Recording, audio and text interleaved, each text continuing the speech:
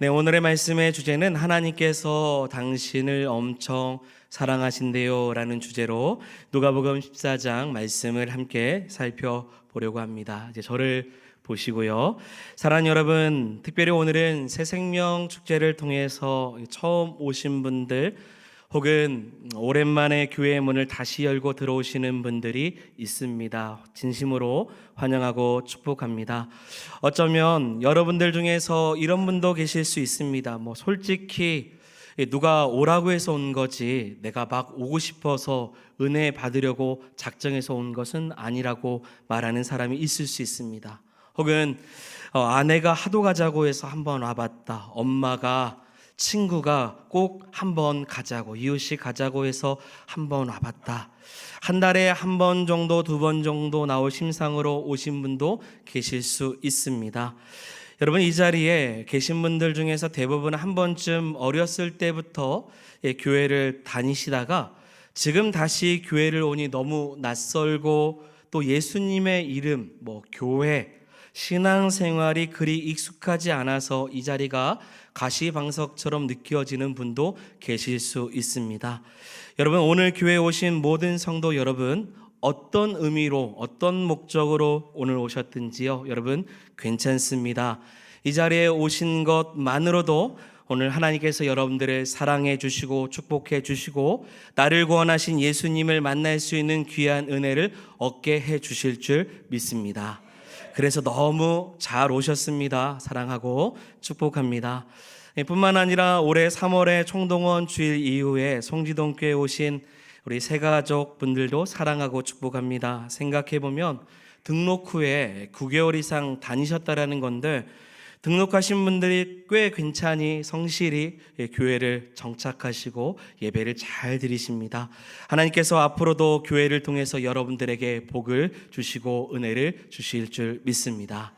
그리고 빠지면 안 되죠. 기존에 계신 우리 성도 여러분, 여러분들의 기도와 사랑으로 교회가 더 든든히 앞으로 서 나아갈 줄 믿습니다. 우리 서로 한번 축복하며 인사하기를 원합니다. 낯설 수도 있고 어색할 수도 있지만 우리 곁에 계신 분들과 인사하겠습니다. 하나님께서 당신을 너무 사랑하십니다. 네, 앞뒤로 보시면서 한 번 더 이렇게 인사했으면 좋겠습니다. 하나님께서 당신을 엄청 사랑하신답니다. 네. 오늘 말씀도 하나님께서 오늘 예배를 드리는 우리 모두를 사랑하셔서 절대로 포기하지 않으시고 우리의 인생에 찾아와 주시는 말씀입니다. 함께 말씀 속으로 한번 들어가 볼 건데요. 오늘 우리가 읽은 말씀은 이 두 제자가 엠마오라는 곳으로 가는 이야기입니다. 본문에 나오는 두 제자는 예수님을 한때 열심히 따랐던 사람들입니다. 하지만 어느 순간 그 믿음이 흔들렸고 그들이 가지고 있었던 기대가 깨지기 시작하면서 삶의 방향이 예수님과 함께했던 예루살렘에서 다시 일상의 삶으로 돌아가는 예루살렘으로 내려가고 있다는 것을 오늘 본문에 소개하고 있습니다. 자, 먼저 우리 13절과 14절의 말씀을 같이 한번 읽어보도록 하겠습니다. 읽겠습니다. 그날에 그들 중 둘이 예루살렘에서 25리가 되는 엠마오라 하는 마을로 가면서 이 모든 된 일을 서로 이야기하더라. 아멘. 여러분, 이 두 제자는 말씀드린 것처럼 예수님께서 살아 생전에 예수님을 열심으로 따라다녔던 사람들입니다. 예수님 믿었던 사람이고 예수님을 깊이 따라다녔던 제자들이죠. 자, 그런데 지금 그들의 발걸음은 어디를 떠났냐면 예루살렘을 떠나서 어디로 가죠? 엠마오라는 곳으로 쭉 내려가고 있는 것입니다. 여러분, 예루살렘에서 엠마오까지는 약 60 스타디온이라고 해서요, 지금으로 말하면 약 10km에서 11km 떨어진 곳입니다. 그 당시에 이 정도 거리라면 충분히 반나절 정도면 걸어갈 수 있는 길입니다.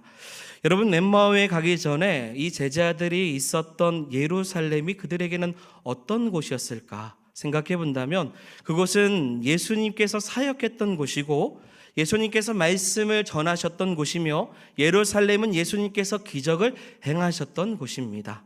그렇기 때문에 제자들의 입장에서 생각해 보면 예루살렘은 누구와 함께 했던 자리일까요? 예수님과 함께 했던 은혜의 자리고 희망의 자리였다라는 것입니다. 자, 그런데 지금 그들이 예루살렘을 등지고 떠나고 있습니다. 이유가 무엇입니까? 예수님을 배반한 유다를 포함해서, 그리고 유대 지도자들과 유대 사람들, 로마 군인들로 인해서 여러분, 죄 없으신 예수님께서 처형을 당하셨기 때문입니다. 예수님께서 우리의 죄를 짊어지시고 십자가에 못 박힘을 당하셨던 거예요. 제자들에게 있어서 예루살렘이라는 곳은 예수님과 함께했던 행복의 장소고, 원래 예루살렘만 생각하면 너무 기쁨이 넘치는 곳이었습니다. 그런데 이제는 예수님께서 죽으신 것입니다. 자신들과 함께 계셔야 되는데 안 계셔요. 그래서 말하는 겁니다. 난 이제 예루살렘에 있고 싶지 않다고요.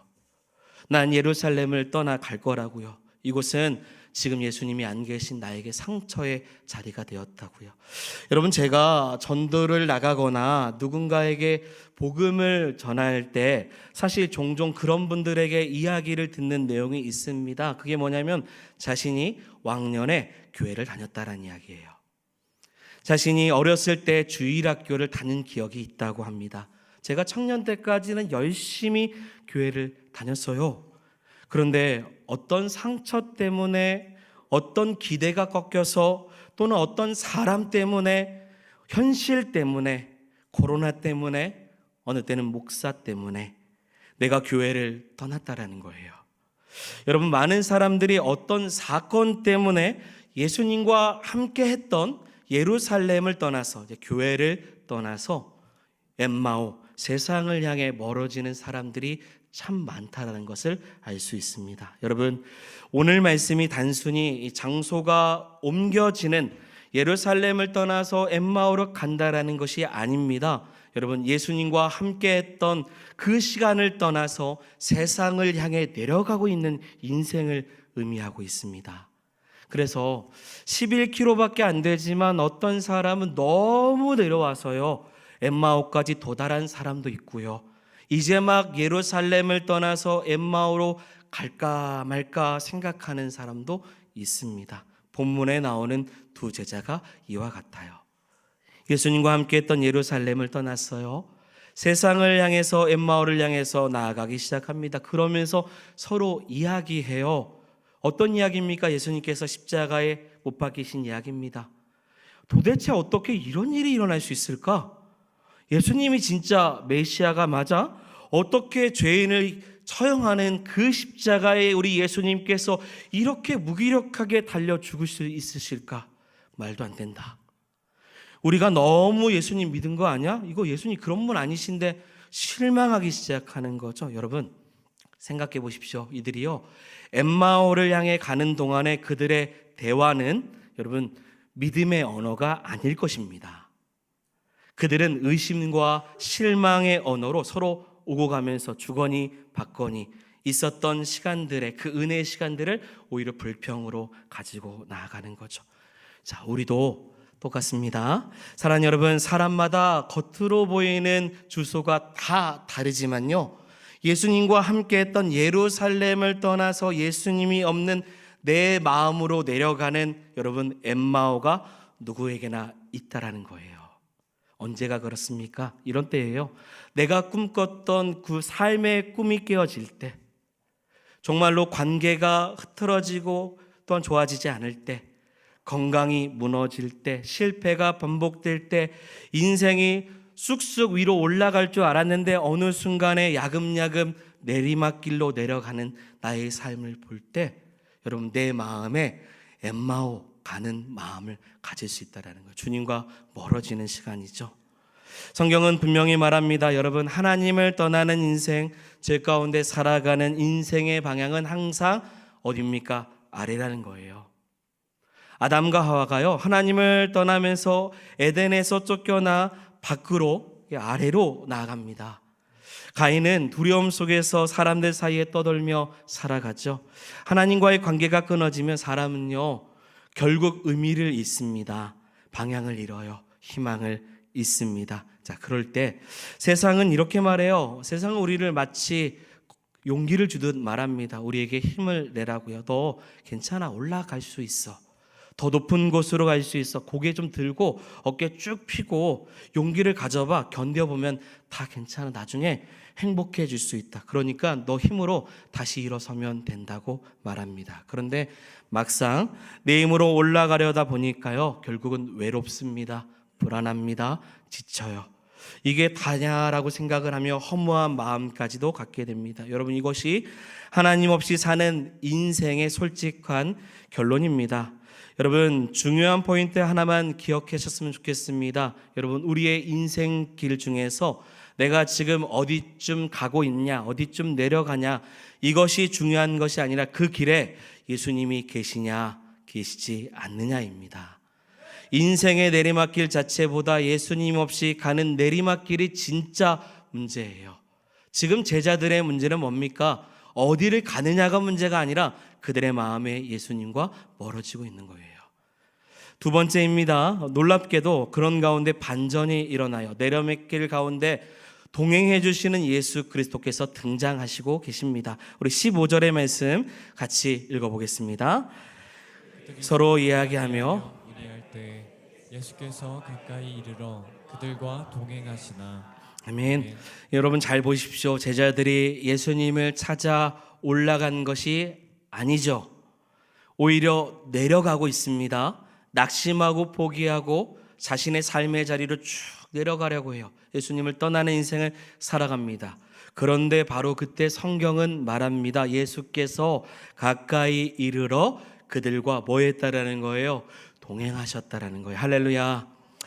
여러분, 우리는 보통 이렇게 생각을 합니다. 내가 믿음이 좋아지고 교회 열심히 나오고 기도도 하고 내 삶이 좀 정리가 되면 그때 하나님이 나를 받아주시겠지. 그런데 오늘 말씀은 정반대 말씀이에요. 네가 정리가 좀 안 돼도, 네가 믿음이 좀 좋지 않아도, 지금 네가 여전히 흔들리고 있어도 예수님께서 먼저 다가와 주신다라는 거예요. 사랑하는 여러분, 오늘 특별히 새생명 축제 가운데 오신 여러분들 마찬가지입니다. 여러분 생각해 보십시오. 내가 한번 교회 가볼까? 한번 예배 드려볼까? 한번 말씀을 들어볼까? 시골 교회 한번 구경 가볼까? 목사님은 어떻게 생겼을까? 얼마나 말씀을 잘 전하나? 이런 생각으로 오셨을 수 있는데요. 잘 보이려고 저 화장도 했어요. 이 자리에 내가 온 것 같으나 내가 결정해서 온 것 같지만 성경은 이렇게 말합니다. 아니다. 예수님이 먼저 여러분들을 찾아가셨다라는 거예요. 그리고 여러분들을 이 자리 가운데 초청해 주신 것입니다. 기존 성도들도 다 똑같습니다. 우리가 예수님을 찾은 것 같으나 사실 예수님께서 우리를 먼저 찾으셨어요.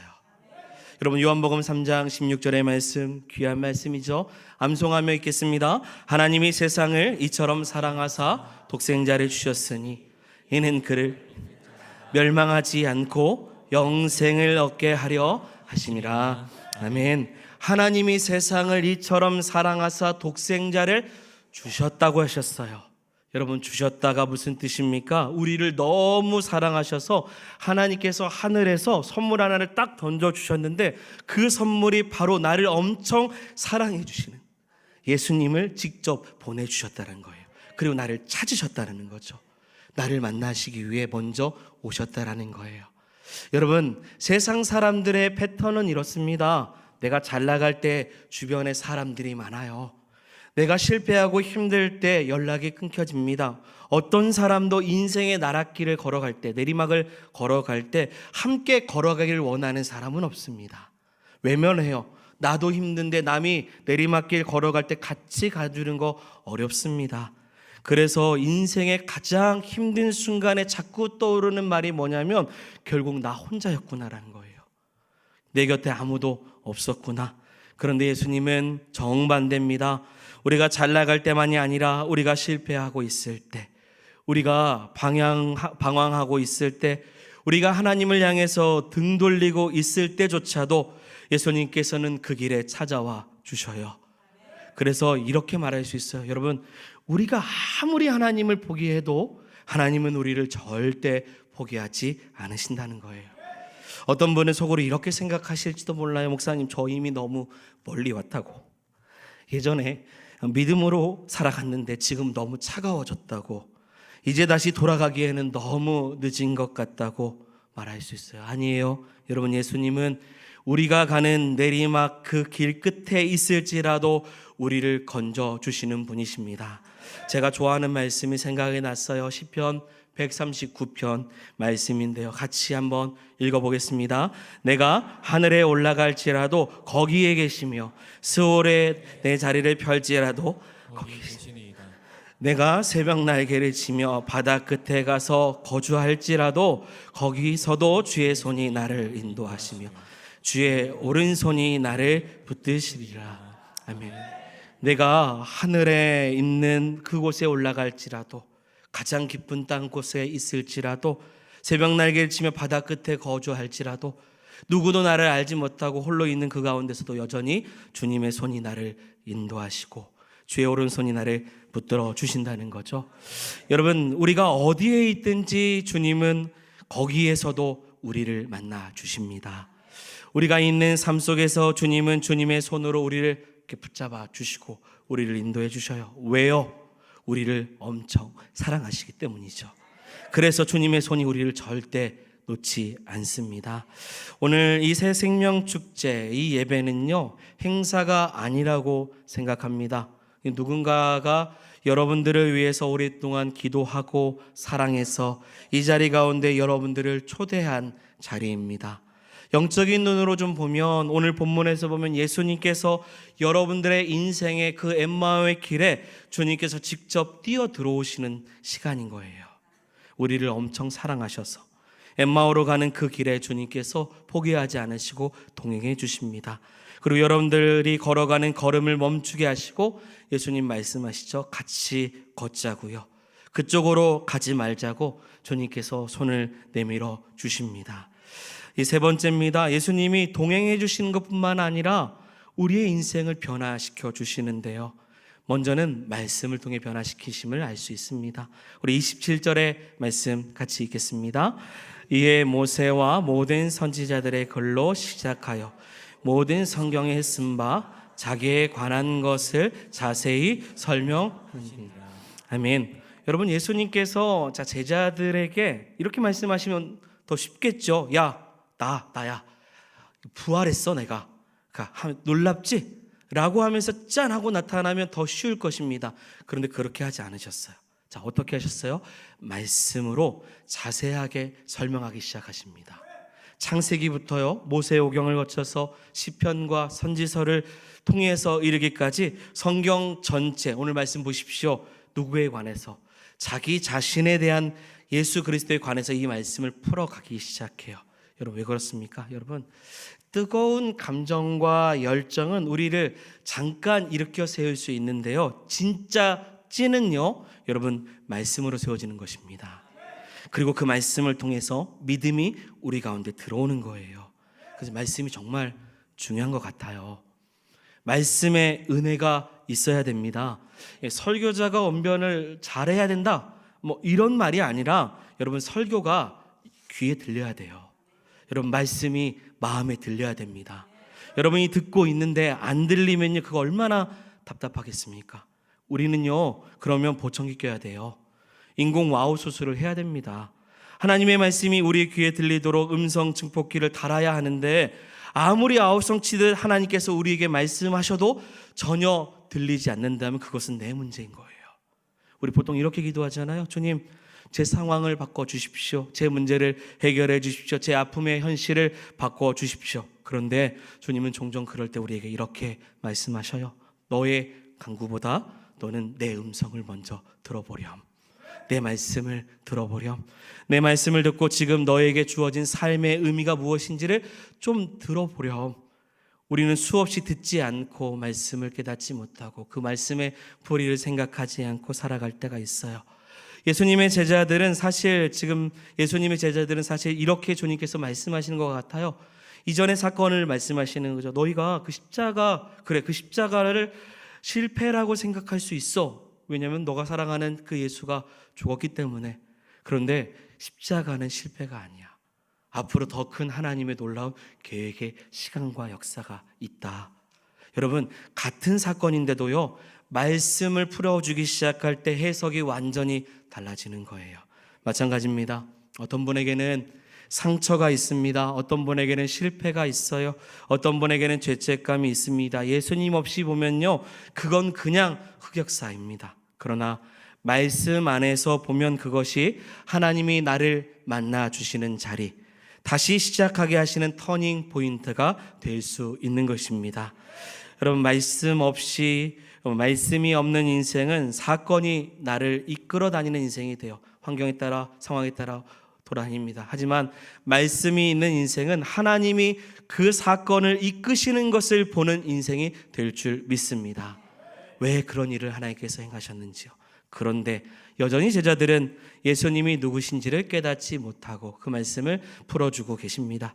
자, 그러다가 결정적인 장면입니다. 30절과 31절에 그들의 눈이 열리기 시작해요. 같이 한번 말씀을 읽겠습니다. 그들과 함께 주실 때 떡을 가지사 축사하시고 떼어 그들에게 주시니 그들의 눈이 밝아져 그인 줄 알아보더니. 아멘. 여러분, 언제 눈이 밝아졌습니까? 예수님이 함께 식탁에 앉으시고 감사의 기도를 드리시고 떡을 나누어 주실 때 그 순간 눈이 밝아졌어요. 여러분, 오늘로 말하면 이런 겁니다. 우리가 예배를 드리고 있을 때, 말씀을 들을 때 예수님을 향해 마음의 문이 열리면서 성령께서 우리의 마음을 두드려 주시는 거예요. 그때 예수님이 계셨구나. 내 인생에 내가 엠마오로 가는 그 상처의 길 가운데, 내 눈물의 삶 가운데 여전히 예수님이 함께 계셨구나 깨닫는 거예요. 오늘 이 순간도요, 성령께서 여러분들의 마음을 두드리고 계십니다. 여러분, 그 마음의 문을 열어서 예수님이 나와 내 인생 가운데, 내리막길로 걸어가는 세상의 삶을 살아가는 우리 인생 가운데 함께 하심을 볼 수 있는 은혜가 있기를 원합니다. 이럴 때 32절에 제자들은 이렇게 말합니다. 같이 읽겠습니다. 그들이 서로 말하되 길에서 우리에게 말씀하시고 우리에게 성경을 풀어주실 때 우리 속에서 마음이 뜨겁지 아니하더냐 하고 하면, 말씀을 들을 때 마음이 뜨거워졌어요. 그리고 그 뜨거움은 결국 그들의 발걸음의 방향을 바꾸는 힘이 되었습니다. 엠마오로 내려가는 그 발걸음, 세상을 향해 나아가는 그 발걸음을 다시 예루살렘으로 올라가기 시작하는 거죠. 여러분, 여기서 정말 중요한 진리 하나가 있습니다. 여러분, 예수님을 만나는 사람은 반드시 인생의 변화가 있다라는 것입니다. 방향이 바뀌어야 돼요. 나는 이제 끝났다고 생각하는 그 자리에 아직도 하나님이 나를 쓰실 수 있다고 말씀하시고 다시금 사랑으로 인도해 주셔서 예수님은 우리의 인생을 내리막길에서 오르막길로 바꿔주십니다. 자, 오늘 설교의 핵심이에요. 그러면 핵심 질문이 이겁니다. 우리가 왜 예수님을 만나는 선택을 해야 됩니까? 그리고 오늘 이 자리에서 왜 예수님께 마음을 여는 선택을 왜 우리가 소중하게 여겨야 됩니까? 몇 가지로 나누는데, 첫 번째 한번 띄워주시고 읽어보겠습니다. 인생의 방향을 바꾸는 선택이다. 아멘. 여러분, 이미 말씀드렸어요. 두 제자가 예루살렘에서 엠마오로 내려갔어요. 그런데 예수님을 만난 후에 어떻게 됐습니까? 엠마오에서 다시 예루살렘으로 올라가기 시작해요. 여러분, 방향이 바뀌면요, 속도는 그리 중요하지 않아요. 지금이라도 천천히 걸어갈지라도요, 예수님을 향해 방향만 맞으면 언젠가는 도착합니다. 일찍 믿을 수도 있고요, 늦게 믿을 수도 있어요. 하지만 방향만 들리지 않으면 돼요. 인생의 방향이 바뀌어서 내려가지 않고 예수님이 계신 곳을 향해서 나아갈 때 우리의 모든 인생이 변화되는, 그래서 예수님 만나는 선택을 선택해야 돼요. 두 번째입니다. 같이 띄워주시고 있겠습니다. 내리막길의 의미를 바꾸는 선택이다. 아멘. 예수님을 만나기 전에 그 내리막길은 홀로 걸어가는 길이었어요. 실패였고 후회고 포기고 너무나도 허무함이 있는 길입니다. 내가 스스로 해보려고 해도 힘든 인생이죠. 혼자 있는 것 같습니다. 하지만 예수님을 만난 후에 그 내리막길은 이렇게 바뀌어요. 내가 망가져 갔던 길이 아니라 예수님이 나를 만나러 오신 길이었구나. 예수님 믿는 사람에게요, 고난이 사라지는 건 아닙니다. 하지만 그 고난의 의미가 바뀌어요. 예수님을 만난 사람에게요, 내리막길은 추락의 길이 아니, 사망의 길이 아닙니다. 오히려 주님을 더 깊이 만나게 하시는 은혜의 길이 되는 거예요. 의미가 바뀌어요. 세 번째입니다.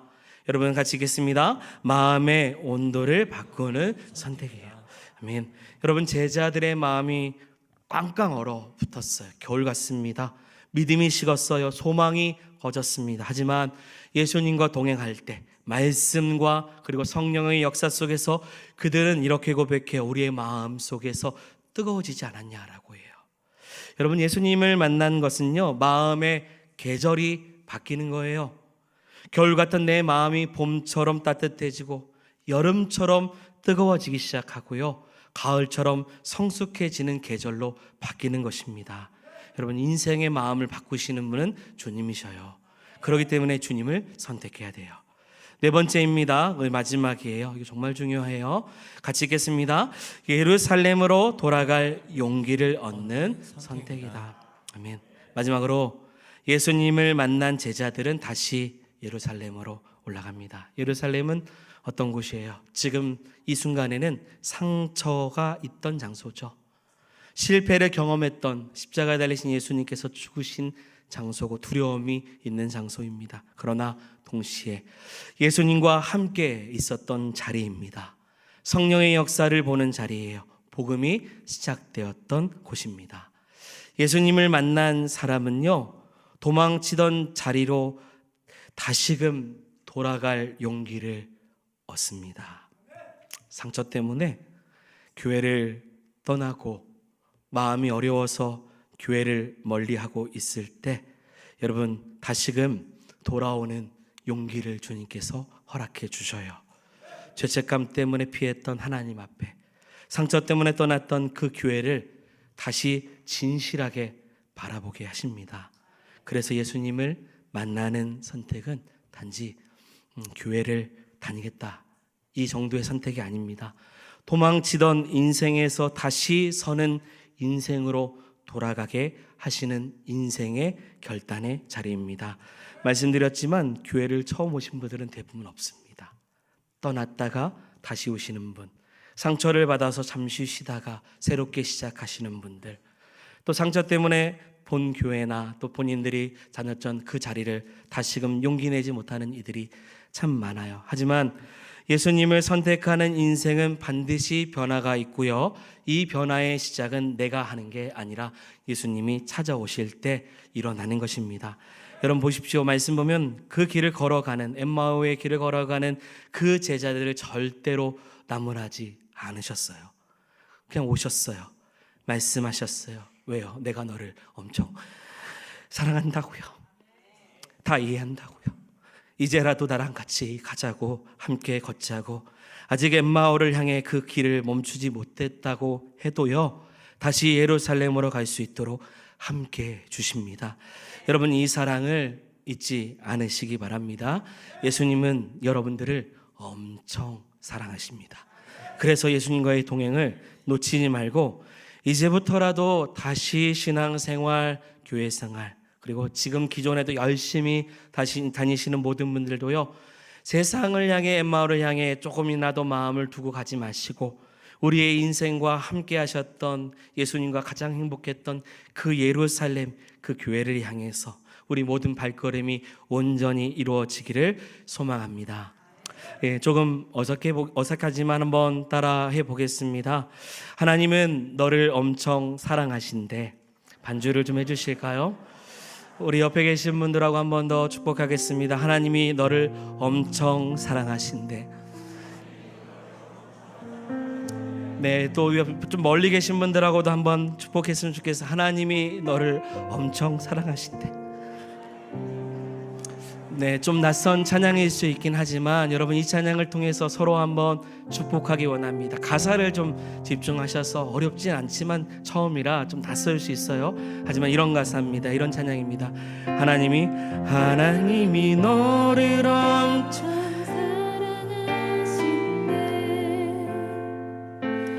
하나님이 너를 엄청 사랑하신대. 하나님이 너를 하나님이 너를 엄청 사랑해서 사람이 아닌 하나님을 바라보길 기다리신. 한 번 더. 하나님이 너를 엄청 사랑하신네. 하나님이 사랑하신네. 하나님이 너를 엄청 사랑해서 하나님 너를 엄청 사랑해서 지금 눈앞에 어둠 속에 그저 두지 않으신. 한 번 더 우리 옆 사람